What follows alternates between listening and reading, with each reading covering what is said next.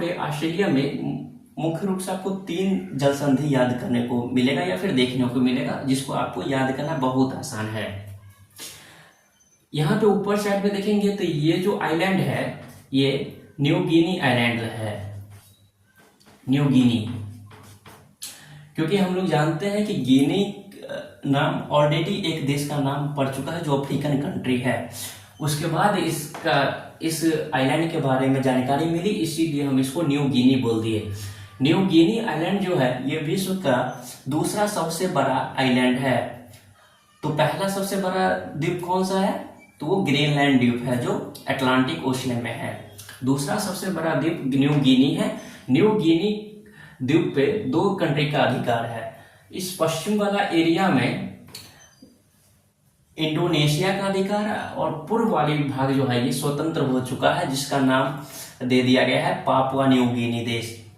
इस Papua New Guinea देश की राजधानी पोर्ट मोरेस्बी है।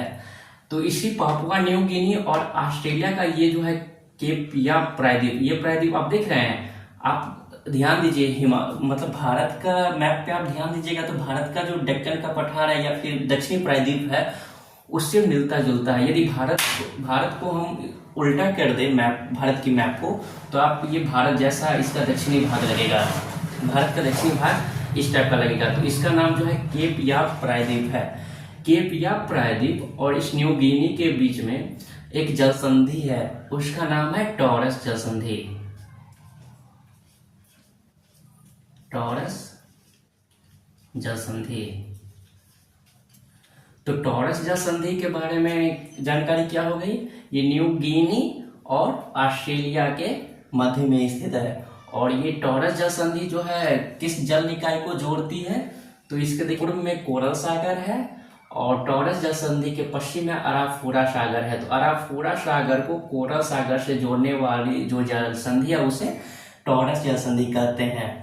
जल संधि तो जानती है कि जल संधि कभी भी 2 बड़े जल निकायों को जोड़ने का काम करती है।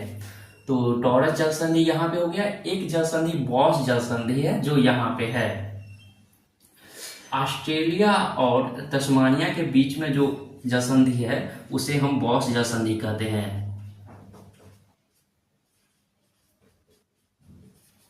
ये बॉस जल संधि किस 2 सागरों को जोड़ने का काम करता है, तो इधर पूर्व में है तस्मान सागर और पश्चिम में है दक्षिणी सागर।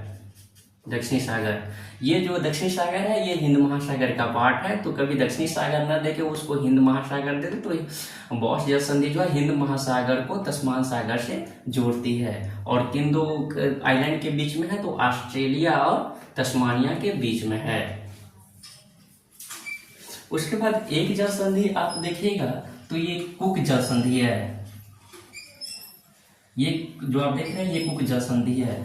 ये कुक जल संधि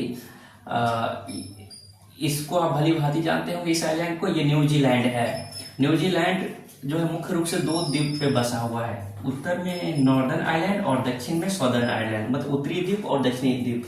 उत्तरी द्वीप और दक्षिणी द्वीप के बीच में एक जल संधि है, उसका नाम है कुक जल संधि। कुक जल संधि।